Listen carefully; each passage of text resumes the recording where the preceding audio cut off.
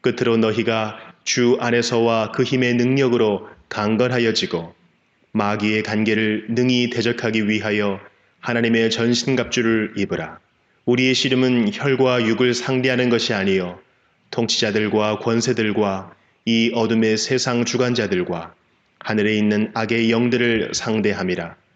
그러므로 하나님의 전신갑주를 취하라. 이는 악한 날에 너희가 능히 대적하고 모든 일을 행한 후에 서기 위함이라. 그런즉 서서 진리로 너희 허리띠를 띠고 의의 호심경을 붙이고 평안의 복음이 준비한 것으로 신을 신고 모든 것 위에 믿음의 방패를 가지고 이로써 능히 악한 자의 모든 불화살을 소멸하고 구원의 투구와 성령의 검 곧 하나님의 말씀을 가지라.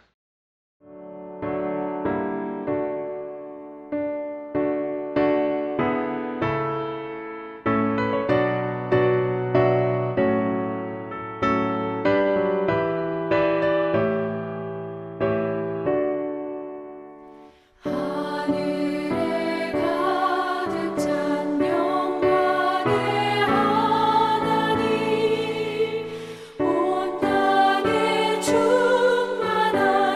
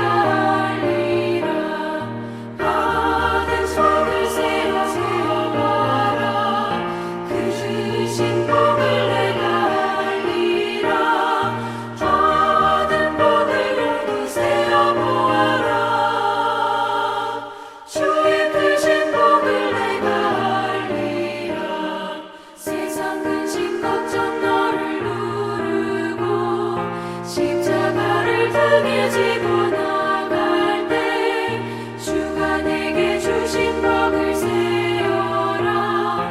두려움 없이 항상 찬송하리라. 받은 속을 세워보아라. 그 주신 복을 내가 알리라. 받은 복을 모두 세어보아라. 주의 크신 복을 내가 알리라.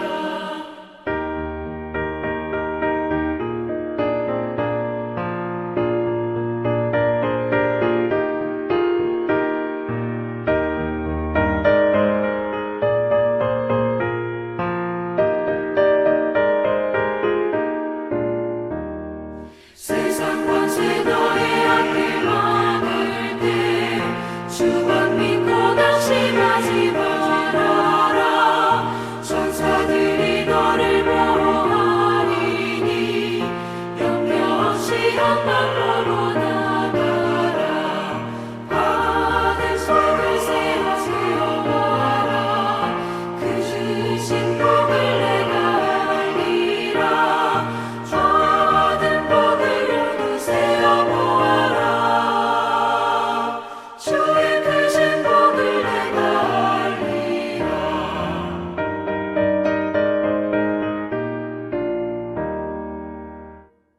오늘은 지난 시간에 이어서 마태복음 12장 38절부터 살펴보겠습니다. 38절부터 45절까지는 악한 세대가 표적을 구한다라는 말씀을 하시고 계십니다. 38절입니다. 같이 읽겠습니다. 그때 서기관과 바리새인 중 몇 사람이 말하되 선생님이여 우리에게 표적 보여주시기를 원하나이다.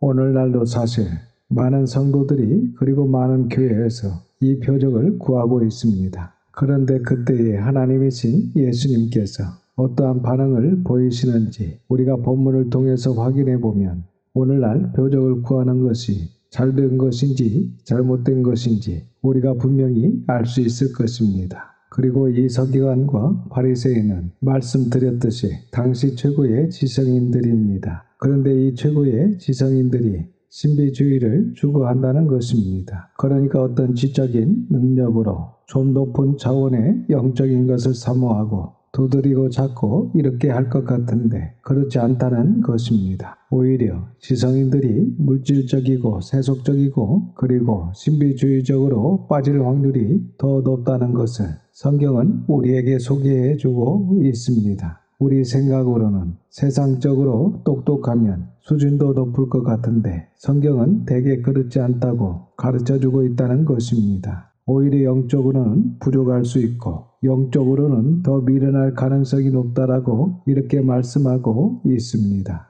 그래서 당시 최고의 엘리트라고 할 수 있는 이 서기관, 바리새인들이 고작 예수님께 구하는 것이 선생님이여 우리에게 표적 보여주시기를 원하나이다 할 때 예수님께서 상당히 기분이 나빠하시면서 대답하십니다. 39절입니다. 예수께서 대답하여 이르시되 악하고 음란한 세대가 표적을 구하나 선지자 요나의 표적밖에는 보일 표적이 없느니라. 보십시오. 지금 예수님께서 악하고 음란한 세대가 표적을 구한다라고 말씀하십니다. 그래서 표적을 구하면 악한 것이고 음란한 것입니다. 오늘날 신사운동을 하는 사람들, 은사주의, 오순절 계통에 있는 사람들이 결국 말년이 좋지 않고 특별히 물질주의에 빠지든지 아니면 쾌락주의, 향락주의에 빠지든지 어떤 이러한 스캔들 문제가 계속해서 불거져 나오는 즉 그들의 삶이 전반적으로 거룩하지 못하고 깨끗하지 못한 문제들이 발생한다는 것을 이 말씀을 통해서 알 수 있는 겁니다. 그러니까 표적을 구하는 자들은 악한 자들이고 그리고 음란한 자들입니다. 보시는 것처럼 본문에 예수님께서 분명히 말씀하시고 있기 때문입니다. 그래서 그렇게 표적만을 구하는 악하고 음란한 자들에게는 선지자 요나의 표적 위에는 어떠한 표적도 보여주시지 않으십니다. 40절입니다. 요나가 밤낮 사흘 동안 큰 물고기 뱃속에 있었던 것 같이 인자도 밤낮 사흘 동안 땅 속에 있으리라. 예수님께서 보여주실 표적이라는 것은 죽었다가 사흘 만에 다시 살아나신 부활의 표적을 말씀하시는 것입니다. 그래서 저와 여러분이 예수 그리스도께서 죽으셨다가 부활하셨다는 이 부활의 표적, 이 놀라운 사실을 이미 알고 있고 이 부활을 이미 믿고 있다면 그 부활의 표적 하나만으로 충분한 것입니다. 그 말씀을 하시는 것입니다. 41절과 42절입니다. 심판때에 니느웨 사람들이 일어나 이 세대 사람을 정죄하리니 이는 그들이 요나의 전도를 듣고 회개하였음이거니와 요나보다 더 큰 이가 여기 있으며 심판때에 남방 여왕이 일어나 이 세대 사람을 정죄하리니 이는 그가 솔로몬의 지혜로운 말을 들으려고 땅 끝에서 왔음이거니와 솔로몬보다 더 큰 이가 여기 있느니라. 지금 예수님께서 두 가지 이야기를 열거하시면서 현재 바리새인들 그리고 완악한 유대인들을 책망하고 계십니다. 우리가 요나서를 다 살펴봐서 아시겠지만 선지자 요나가 얼마나 형편없는 선지자였습니까? 그 형편없는 선지자 요나가 무성의하게 한 사흘길 되는 즉 니느웨 성은 여러 도시가 연결되어 있는 길이가 약 50km 되는 큰 도시였습니다. 큰 길로 한 바퀴를 돌아도 사흘은 전도를 해야 되는데 이 요나 선지자는 하루만 니느웨에 전도를 합니다. 그리고 마음속으로는 제발 좀 믿지 말라.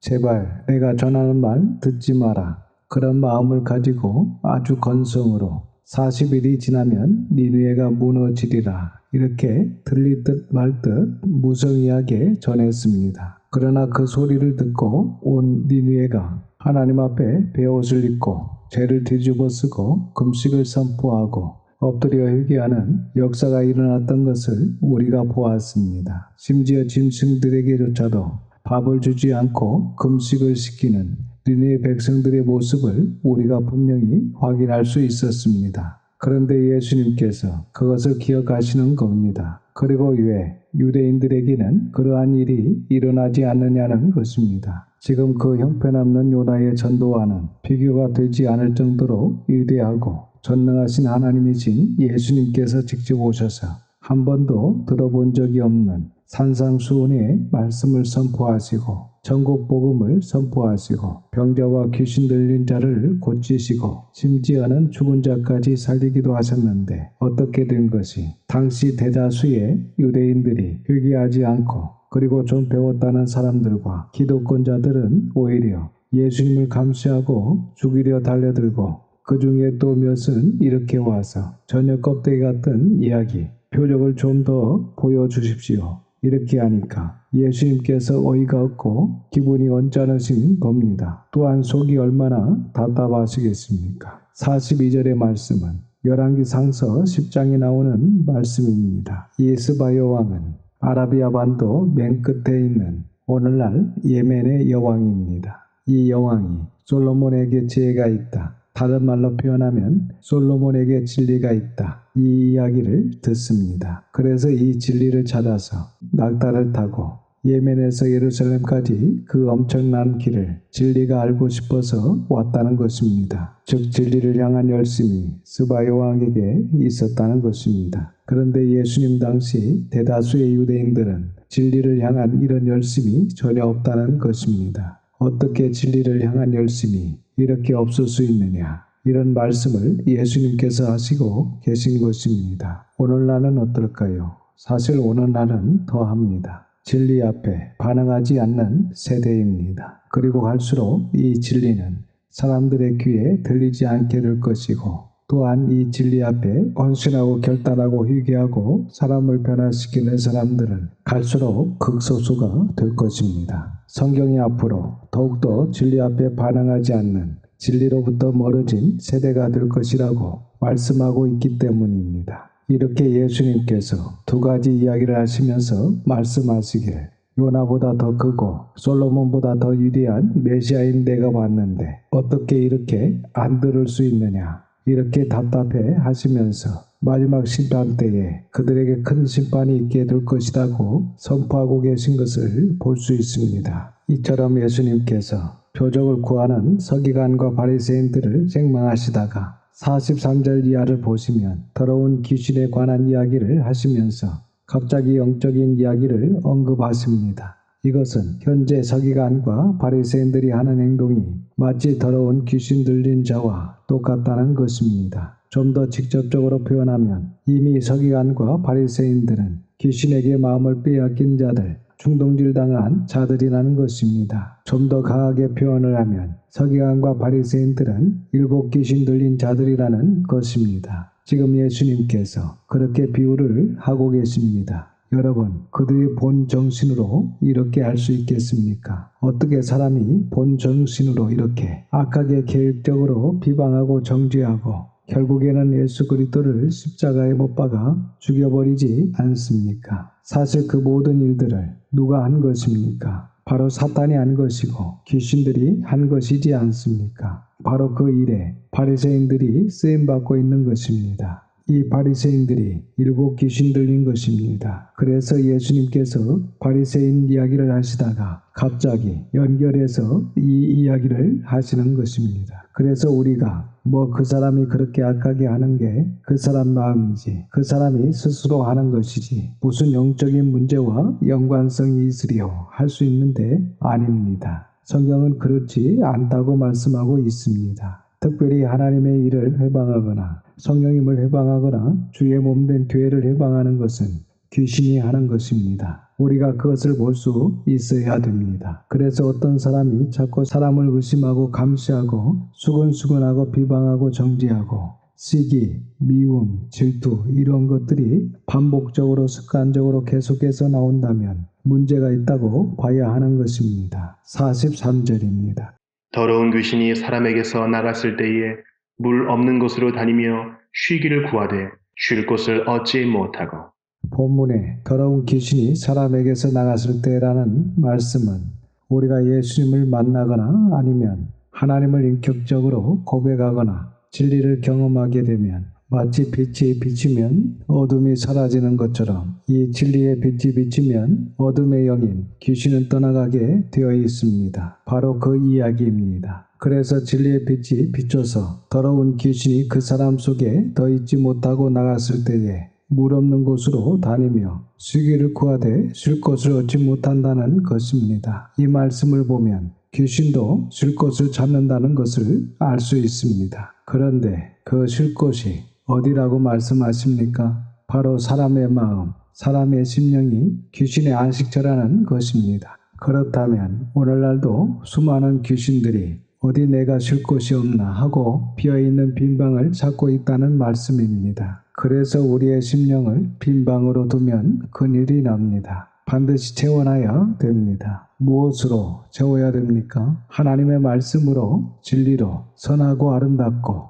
거룩한 것으로 채워놔야 이 더러운 귀신들이 들어올 공간이 없기 때문에 들어오지 못합니다. 44절입니다. 이에 이르되 내가 나온 내 집으로 돌아가리라 하고 와보니 그 집이 비고 청소되고 수리되었거늘. 본문에 내 집은 앞에서 말씀드린 바로 사람의 마음입니다. 그러니까 이 귀신이 나갔다가 쉴 곳을 찾지 못하고 다시 그 사람의 마음으로 돌아가리라 하고 와 보니 그 집이 청소되고 수리까지 되어 텅텅 비어 있는 겁니다. 여러분, 이 이야기를 1차적으로는 그 당시 바리새인들에게 하신 말씀이지만 우리 역시 적용해 볼 필요가 있습니다. 왜냐하면 우리 역시 과거에는 다 마귀의 자식들이었습니다. 다 귀신 들린 자였습니다. 그러한 우리에게 진리의 빛이 비춰서 우리를 지배하고 있던 그 어둠의 영들이 다 떠나가고 그 진리의 빛으로 말미암아 우리의 마음이 깨끗이 청소되고 수리되었다는 것입니다. 즉 지금 현재 우리 마음의 상태라고 볼 수 있습니다. 그렇게 청소되었으면 이제 결단하고 남은 평생 이 진리의 말씀을 계속해서 우리의 심령에 충만히 채우겠습니다. 이 말씀을 지켜 행하며 죄와 싸우되 피 흘리기까지 몸부림치며 대항하여 싸우며 살아가겠습니다. 라고 해야 한다는 것입니다. 그런데 그것을 포기해 버리는 것입니다. 그리고 그것을 멈춰버리는 것입니다. 더욱이 귀가 커져서 마음이 높아져서 더 이상 이 말씀을 겸손히 듣지 않는 겁니다. 그리고 알맹이보다 껍데기에 관심이 많다는 것입니다. 이 바리새인들처럼 본질적인 것보다 비본질적인 것에 에너지와 시간을 투자하기 시작하고 경건의 모양이 있으나 실제적인 경건의 능력, 변화와 성수, 성화는 전혀 없는 의식주의자, 즉 종교인으로 전락되어지고 마는 것입니다. 그런데 그렇게 되면 안 된다는 것입니다. 우리가 이렇게 첫 감동을 잊어버리고 다시 타락하고 변질되면 우리에게 다음 45절과 같은 끔찍한 일이 일어나게 될 것을 예수님께서 분명히 경고하고 계신 것입니다. 45절입니다. 이에 가서 저보다 더 악한 귀신 7을 데리고 들어가서 거하니 그 사람의 나중 형편이 전보다 더욱 심하게 되느니라. 이 악한 세대가 또한 이렇게 되리라. 이 악한 세대가 또한 이렇게 되리라 라는 이 말씀은 될 수도 있고 안 될 수도 있다라는 말씀이 아닙니다. 대부분의 사람들은 또한 이 시대의 풍조와 유행은 이렇게 흘러가게 될 것입니다. 즉 온 세상이 마귀의 종들로 그렇게 살아가게 될 것이고 결국 그 마귀와 함께 지옥에 떨어지게 될 것입니다. 이것이 바로 예수님의 예언이었습니다. 그리고 오늘날 예수님의 이 예언대로 시대가 악한 세대가 되어가고 있는, 즉 귀신들이 온 세계 역사를 지배해가는 그런 시대에 저와 여러분이 살아가고 있습니다. 이제 46절에서 50절에는 예수님의 가족들에 관한 이야기가 나옵니다. 46절에서 50절입니다. 예수께서 무리에게 말씀하실 때에 그의 어머니와 동생들이 예수께 말하려고 밖에 섰더니 한 사람이 예수께 여짜오되 보소서 당신의 어머니와 동생들이 당신께 말하려고 밖에 서 있나이다 하니 말하던 사람에게 대답하여 이르시되 누가 내 어머니이며 내 동생들이냐 하시고 손을 내밀어 제자들을 가리켜 이르시되 나의 어머니와 나의 동생들을 보라. 누구든지 하늘에 계신 내 아버지의 뜻대로 하는 자가 내 형제요 자매요 어머니이니라 하시더라. 50절에 줄을 치시기 바랍니다. 누구든지 하늘에 계신 내 아버지의 뜻대로 행하는 자가 내 형제요 자매요 어머니이니라. 이 말씀은 육신적 혈연적 관계보다 영적인 관계, 즉 하나님의 말씀을 잘 듣고 그것을 즐거워하면서 행하는 자야말로 예수님의 형제요 자매요 어머니이고 바로 천국의 가족이라는 것입니다. 그래서 혈연도 중요하지만 이 혈연보다 더 중요한 것은 하나님과 인격적 관계, 진리에 연합된 사람이 더 소중하다는 말씀입니다. 즉 하나님의 말씀을 늘 즐거워하여 그 말씀을 주야로 묵상하고 또 그대로 실천에 옮기는 사람, 이런 사람들이 주님의 형제요, 자매요, 어머니입니다. 이어서 마태복음 13장을 보겠습니다. 13장에는 비유의 말씀이 나오는데 다 천국에 관한 비유입니다. 여러분, 우리가 왜 전도하고 왜 성경을 공부하고 왜 우리가 이 좁은 길을 가려고 예를 쓰는 것입니까? 그것은 바로 천국 때문에 그렇습니다. 그러므로 이러한 말씀들은 정말 중요한 것입니다. 이 비유는 공관복음, 즉 마태, 마가, 누가복음에 다 나왔는데 이 말씀들을 종합해보면 본문의 이 씨와 씨 뿌리는 자가 분명히 해석이 됩니다. 바로 누가복음을 보면 이 씨는 하나님의 말씀이고 또한 씨를 뿌리는 자, 즉 하나님의 말씀을 뿌리는 자가 있다는 것입니다. 이 하나님의 말씀을 뿌리는 자, 1차적으로는 예수님을 말씀하시는 것이고 2차적으로는 하나님을 믿는 자들, 즉 우리들입니다. 그래서 말씀을 뿌리는 자가 나가서 말씀을 뿌릴 때 네 종류의 마음밭을 가진 자들을 만나게 된다는 것입니다. 첫째는 길가와 같은 마음, 둘째는 흙이 얕은 돌밭과 같은 마음, 셋째는 가시떨기와 같은 마음, 넷째는 좋은 땅, 옥토와 같은 마음밭을 가진 자들을 만나게 된다는 것입니다. 1절에서 9절입니다. 그날 예수께서 집에서 나가사 바닷가에 앉으심에 큰 무리가 그에게로 모여들거늘 예수께서 배에 올라가 앉으시고 온 무리는 해변에 서 있더니 예수께서 비유로 여러 가지를 그들에게 말씀하여 이르시되 씨를 뿌리는 자가 뿌리러 나가서 뿌릴새 더러는 길가에 떨어짐에 새들이 와서 먹어버렸고 더러는 흙이 얕은 돌밭에 떨어짐에 흙이 깊지 아니하므로 곧 싹이 나오나 해가 돋은 후에 타서 뿌리가 없으므로 말랐고 더러는 가시떨기 위에 떨어짐에 가시가 자라서 기운을 막았고 더러는 좋은 땅에 떨어짐에 어떤 것은 100배, 어떤 것은 60배, 어떤 것은 30배의 결실을 하였느니라. 귀 있는 자는 들으라 하시니라. 이렇게 예수님께서 지금 비유를 말씀하시는데 이 1절에서 9절의 말씀은 10절 이하의 이 네 종류의 땅에 떨어진 씨 비유에 관한 설명을 예수님께서 진행해 주십니다. 10절입니다. 제자들이 예수께 나와 이르되 어찌하여 그들에게 비유로 말씀하시나이까? 지금 제자들이 예수님께 어찌하여 그들에게 비유로 어렵게 말씀하십니까? 이런 질문을 하는 것입니다. 보통 비유법을 쓰는 이유가 어려운 것을 쉽게 하기 위해서 이 비유법을 쓰는 것입니다. 그런데 지금 예수님께서는 비유법을 쓰시는 목적이 더 어렵게 하시기 위해서 이 비유법을 사용하고 계시다는 것입니다. 그 이유는 11절에서 구체적으로 설명하시고 계십니다. 11절입니다.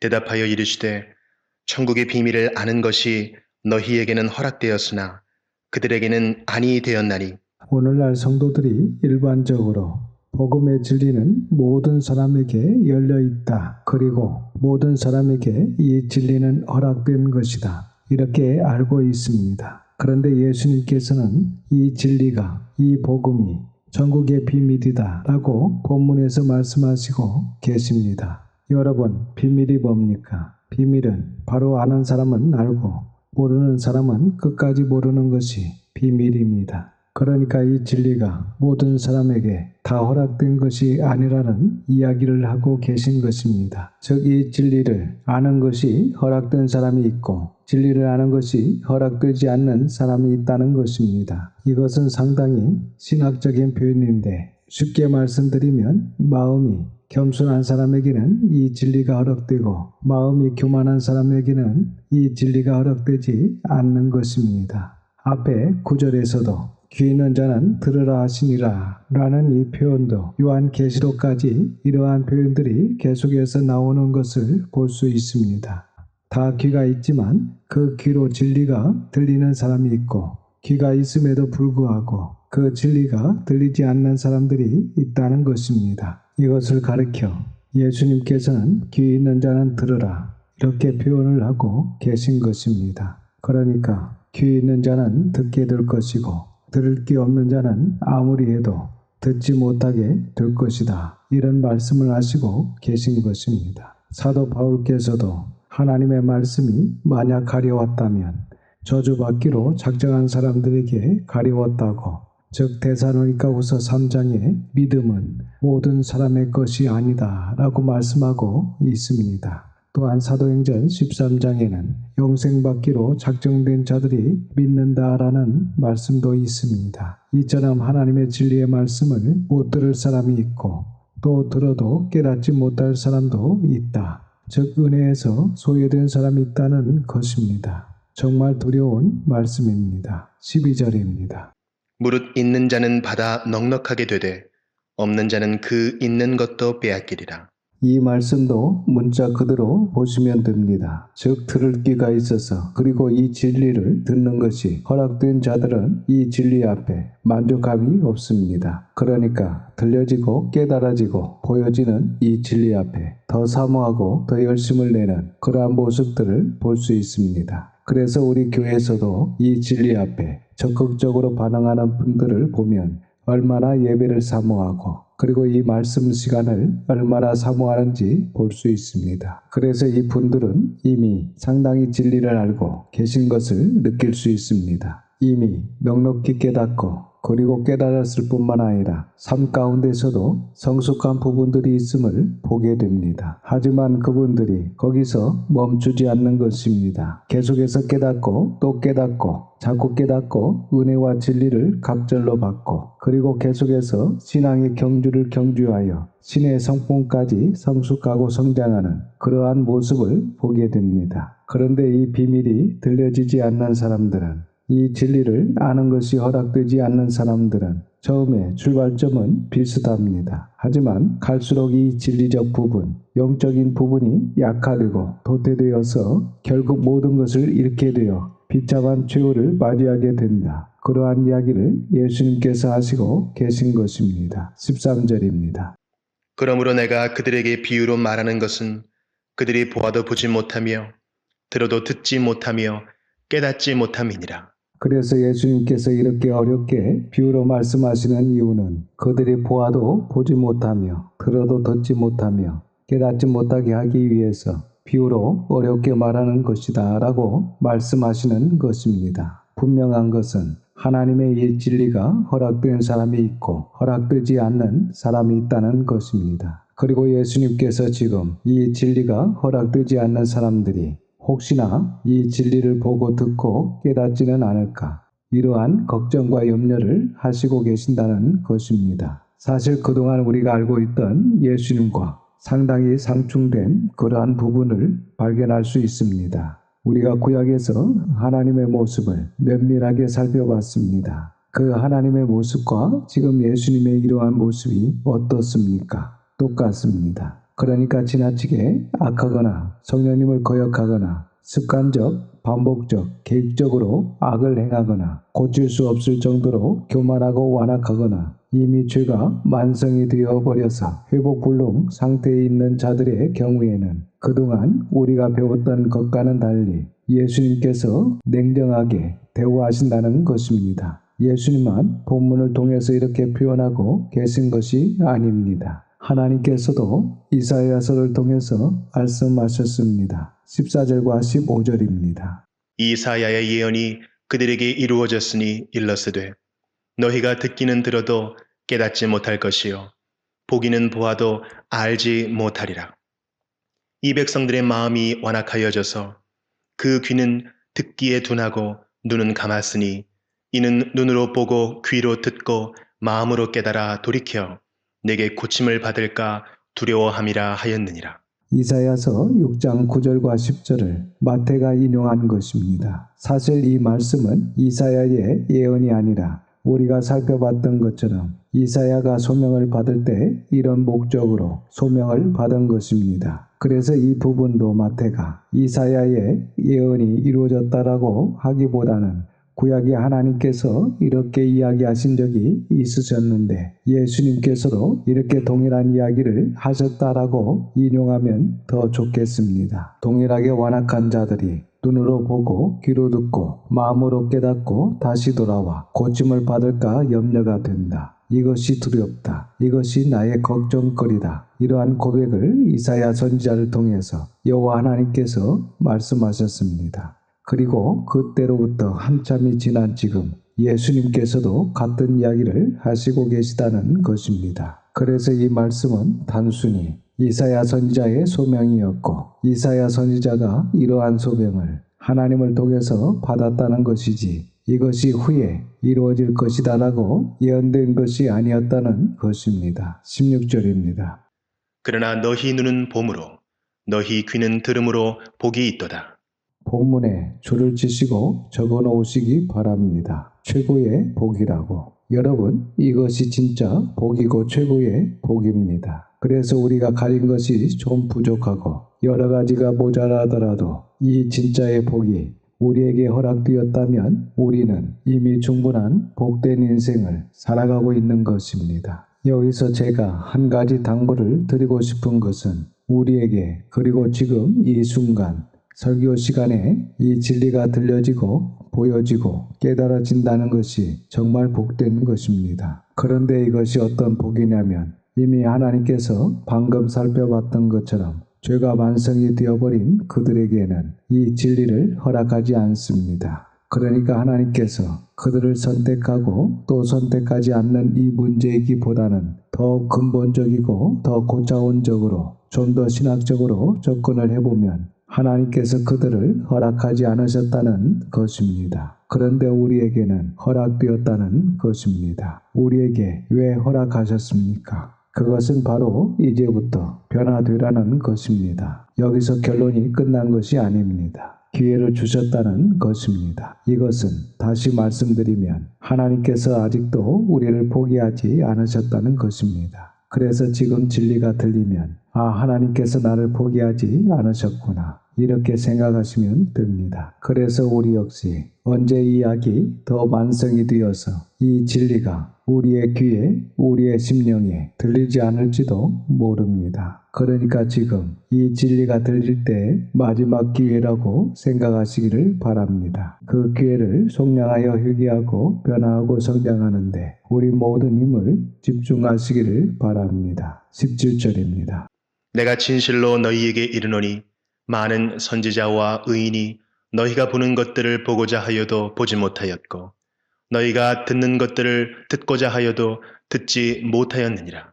본문에 너희가 보는 것, 너희가 듣는 것, 이것이 바로 진리입니다. 즉 1차적으로는 진리 되신 메시아, 그리고 2차적으로는 성경 66권, 이 진리를 그 많은 구약의 선지자와 구약의 의인들도 보고자 하여도 보지 못하였고 듣고자 하여도 듣지 못하였다는 것입니다. 그래서 우리는 일반적으로 성경을 쭉 살펴보다 보면 구약의 위대한 인물들을 만나게 되고 신약의 위대한 사도들과 제자들을 만나게 되지 않습니까? 그들을 만났을 때 우리는 부럽다. 정말 나도 저들과 같은 그러한 인생을 살았으면 얼마나 좋을까? 아니면 저들이 경험했던 그러한 하나님의 놀라운 은혜를 체험하였으면 얼마나 좋겠나? 이런 반응을 우리가 보일 수 있는데 사실은 우리가 그들을 부러워할 것이 아니라 그들이 우리를 부러워한다는 것입니다. 왜냐하면 이 진리라고 하면 역시 성경 66권입니다. 그래서 저와 여러분은 이 성경 66권, 즉 하나님의 특별한 계시, 이 특별한 계시가 완성된 시대, 그야말로 이 계시가 편만하게 열린 시대에 살고 있는 것입니다. 이러한 시대는 구약의 선지자, 초대교회의 사도들조차도 상상하지 못했던 그러한 놀라운 계시의 시대에 저와 여러분이 살아가고 있는 것입니다. 뿐만 아니라 하나님의 비밀인 교회가 일하는 시대입니다. 이 교회를 통해서 그 66권의 계시를 우리가 보고 있고 듣고 있다. 이건 그야말로 놀라운 복인 것입니다. 이 진리 66권의 말씀이 공개된 것만 해도 놀라운 것인데 그 66권이 하나님의 비밀인 주의 몸된 교회를 통해서 선포되는 이 자리에 내가 앉아서 그 놀랍게도 이 진리가 허락되어 내 귀에, 내 심령에 이것이 들리고 깨달아진다는 것, 이것이야말로 정말 놀라운 복인 것입니다. 아마 우리가 천국 가면 우리가 만나고 싶었던 구약의 선지자들, 그리고 신약에 그렇게 한번 두 손 잡고 한번 알아보고 싶었던 그러한 사도들과 제자들이 우리를 보고 부러워하며 맞이할 것입니다. 그런데 두 가지로 나눠질 수 있습니다. 우리가 이 진리에 합당하게 살아가면, 즉 이 진리의 말씀을 듣고 지켜 행하면서 살아가면 나도 너만큼 진리를 알았다면 나도 그 진리를 아는 것만큼 그렇게 행했을 것이다 하면서 부러워할 것이고, 하지만 만약에 우리가 이 진리에 합당하게 살지 못했다면 너는 그렇게 계시가 확실하게 열린 시대에 살고 또 그 계시가 다 알고 있음에도 불구하고 그 절호의 기회를 다 놓치고 그 모양으로 살다가 왔느냐, 이러한 책망을 우리가 받게 될 것입니다. 이 시간 바라기는 저와 여러분, 우리의 자녀들은 이 진리의 말씀을 정직하게 바라보고 바로 듣고 바로 깨달아 온전히 지켜 행하여 진정한 복된 자들이 다 되시기를 주님의 이름으로 축원합니다. 오늘은 여기까지 보고 18절 이하는 다음 시간에 살펴보겠습니다. 기도하겠습니다. 아버지 하나님, 아버지 하나님의 거룩하신 이름을 찬양합니다. 오늘도 귀한 진리의 말씀을 듣게 하시고 깨닫게 하시니 감사를 드립니다. 특별히 진리의 말씀이 우리에게 들린다는 것이 얼마나 복인지 알게 하시니 감사를 드립니다. 하지만 이 진리가 들리고 보인다 할지라도 그 말씀대로 지켜 행하지 않는다면 결국은 마귀에게 삼킴을 당할 수 있음을 명심하고 악이 더 만성되지 않도록 이 진리가 들릴 때 이것이 하나님께서 우리를 포기하지 않으신 마지막 기회임을 믿고 늘 진리 안에서 변화하고 성장하는데 우리의 모든 힘을 집중할 수 있도록 붙들어 주시고 인도하여 주시옵소서. 죄와 싸우되 피 흘리기까지 몸부림치며 대항하여 싸우게 하시고 끝까지 신앙의 경주를 하여 신의 성품까지 성숙하고 성장하는 저희들과 저희들의 자녀들이 다 될 수 있도록 성령님의 충만함을 더하여 주시옵소서. 이번 한 주간도 모든 것을 주님께 의탁하고 감사드려오며 예수님의 거룩하신 이름으로 기도드립니다. 아멘. 지금은 우리 구주 예수 그리스도의 은혜와 아버지 하나님의 그 넓으신 사랑하심과 성령님의 감화감동 역사 충만 위로 교통하심이 우리에게 허락하신 이 진리의 말씀을 소중히 여기며 순종하는 성도들과 자녀와 가정에 함께 하시기를 예수님의 이름으로 축원하옵나이다. 아멘.